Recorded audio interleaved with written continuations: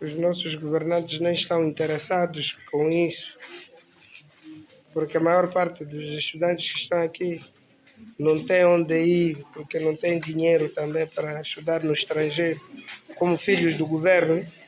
Como filhos dos governantes, né?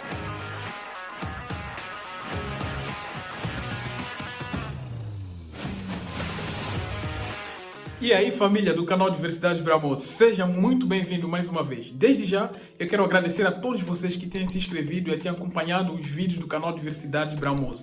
Se você ainda não é inscrito, não se esqueça de se inscrever aqui no canal, deixar seu like e dar aquela forcinha para o canal Diversidade Bramos. Compartilhe esse vídeo com mais pessoas, com mais amigos, para poder ter acesso e conhecer ainda mais o canal Diversidade. Como vocês já viram, a proposta desse vídeo é para apresentar para vocês as escolas moçambicanas. Como é a escola em Moçambique? Como é a educação em geral? Então, se você já teve essa curiosidade e não teve resposta, nesse vídeo você vai aprender um pouco mais sobre a escola em Moçambique e a educação também em Moçambique. Desde já, muito obrigado mais uma vez e vamos para o vídeo. Em primeiro lugar, vale ressaltar que a educação em Moçambique tem muito que melhorar mesmo. E lá é dividido em ensino primário e secundário, que aqui seria o ensino fundamental, né, e ensino médio. E lá no ensino primário, e lá uma coisa interessante de falar é que nós não falamos série, lá são classes, né, que equivale aqui a série. Primeira classe, segunda classe, terceira classe, é até 12ª classe. Aqui no Brasil já é diferente, aqui é por série, né, primeira série, segunda série, eu acho que é assim. E nos três últimos é primeiro, segundo e terceiro ano, eu acho que é isso. E lá não, lá é classe, lá a gente chama classe. E a educação é dividida, como eu tinha falado para vocês, ensino primário, que você vai aprender a escrita, a leitura. E quando passa para o ensino secundário, já começa a aprender um conteúdo um pouco mais denso, relacionado à física, química, biologia. E quando você chega na 10ª classe, depois que você passa para a 10ª classe equivaleria aqui ao primeiro ano, né? Seria meio que primeiro ano, que lá para nós é 10ª classe, depois da 10ª classe temos 11ª e 12ª, que você terminou o ensino médio. E aqui eu acho que seria primeiro ano. Quando você passa a 10ª classe, quando você termina a 10ª classe, ou seja, quando você termina o primeiro ano, lá você escolhe a área em que você vai atuar, o que é algo muito positivo. Por exemplo, se você quer fazer medicina, você já vai para ciência com biologia. E as suas matérias, o que você vai estudar os seus 2 últimos anos, são matérias relacionadas àquela área em que você vai querer se profissionalizar no futuro. Se você quer ser, por exemplo, advogado, né, fazer direito, você vai começar a estudar que é letra, né, com história ou com geografia, eu acho. Aí você vai eliminar muitas matérias. Por exemplo, os 2 últimos anos de quem quer fazer direito não vai estudar química, não vai estudar física, entendeu? Só vai ser as matérias que estão voltadas para a área do conhecimento. Isso eu acho muito bom, que aqui no Brasil é diferente e é provável que daqui a alguns anos vão implementar essa técnica também. Tava lendo isso, parece que eles vão começar a aplicar a partir do próximo ano essa técnica de só fazer as matérias em que você pretende se profissionalizar. Por exemplo, eu nos meus 2 últimos anos, eu não estudei história e geografia. Eu estudei química, biologia, porque pretendo ser médico, então já estuda focando na área em que você pretende se especializar. E outra coisa interessante, por falar das escolas também, é no aspecto de quando você vai prestar o exame, né, para a área em que você quer. Por exemplo, quando você termina o ensino médio, seria o ENE daqui, lá, que é o exame de admissão, né, para as faculdades públicas.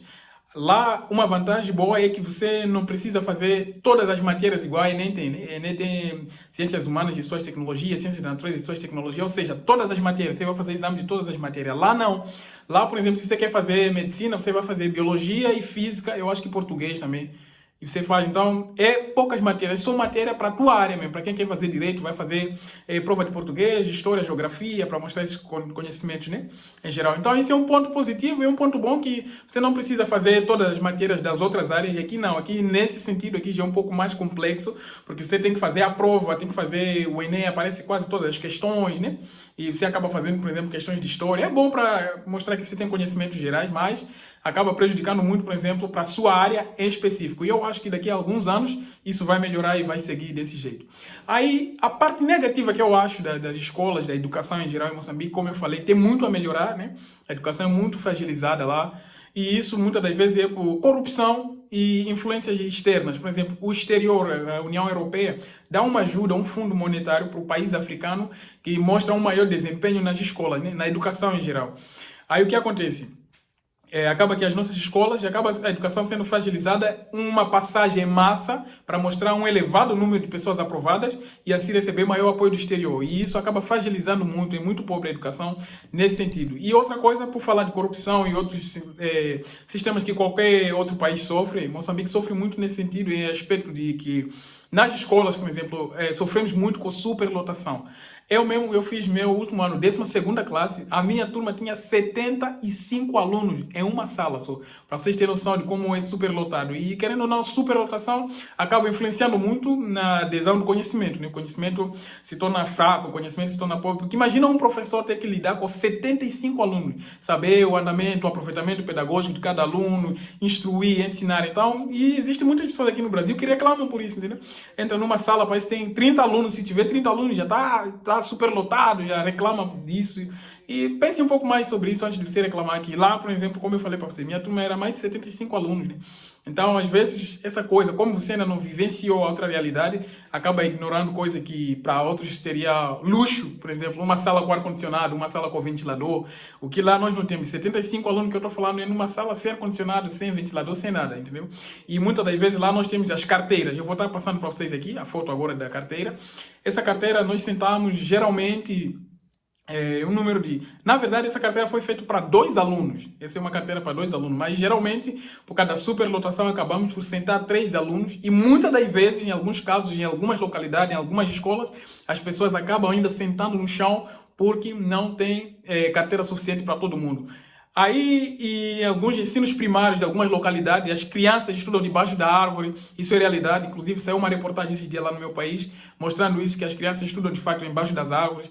Aí vem a pergunta, mas por quê? É por falta de recursos, não tem dinheiro, não tem recurso? Não, muitas das vezes, como eu já tinha falado para vocês, é uma educação fragilizada por corrupção e negligência dos líderes superiores. Por exemplo, esses dias mesmo tem saído uma notícia muito corriqueira de erros gramaticais no livro da língua portuguesa lá de Moçambique. Então, é muito por negligência dos que estão na frente e muita corrupção, muito dinheiro envolvido. Por isso que nós acabamos de viver, né? Infelizmente, eu falo, nessas corrupções dos grandes, quem sofre são os pequenos. Então, as crianças têm que se submeter a isso. As crianças têm que estudar debaixo das árvores, ou muitas das vezes até a pessoa que está no último ano, seu último ano de ensino médio, e mesmo assim tem que ser submetido a ações muito precárias como essa, né? Então, é uma realidade muito triste, mas que de facto acontece. E outra coisa, eu não sei como é aqui com relação a isso, mas lá todos os dias que a gente chega para a aula, todo dia que a gente for para uma aula, antes de entrar na sala de aula, a gente forma em fileiras, para entoar o hino nacional. Isso é costume. Todos os dias você tem que ir lá para poder entoar o hino nacional. Aí é bom que você memoriza seu hino nacional, né? E se torna um cidadão, que é triste um cidadão não saber cantar o hino da própria pátria, né? Depois que começam as aulas também, outro detalhe interessante é que nós temos um intervalo, uma aula dura em torno de 45 minutos, com intervalo. Em um dia pode ter 4, dependendo do dia, 3, 5 aulas diferentes, né? E temos um intervalo, que é um curto tempo, né? 10 minutos para poder lanchar alguma coisa, comer um lanche antes de você voltar para as outras aulas. Aí tem turnos diferentes, né? Geralmente ensino médio, né? Ensino secundário, você estuda meio turno, né? Ou período da manhã, ou de tarde, em alguns casos, algumas pessoas no período de noite. Quando termina, entra em uma faculdade. Depois que se forma, uma das maiores preocupações de Moçambique atualmente é essa. Muita corrupção envolvida. Que você termina, você é um cara que terminou, é um cara formado, é um cara com diploma, mas mesmo assim, para conseguir um emprego, você tem que pagar isso. Dependendo de caso, chega a pagar 10 mil reais, que dá em torno de 100 mil meticais, isso na corrupção para poder conseguir um emprego. Ou seja, não basta seu conhecimento na faculdade, você para trabalhar, para atuar e conseguir um emprego, você tem que pagar 10 mil reais, em torno de 10 mil reais. Nem todo mundo tem essa condição, né, de pagar isso para as outras pessoas. Então a corrupção está muito forte no meu país. E meu maior desejo é que isso venha a melhorar nos próximos anos, né?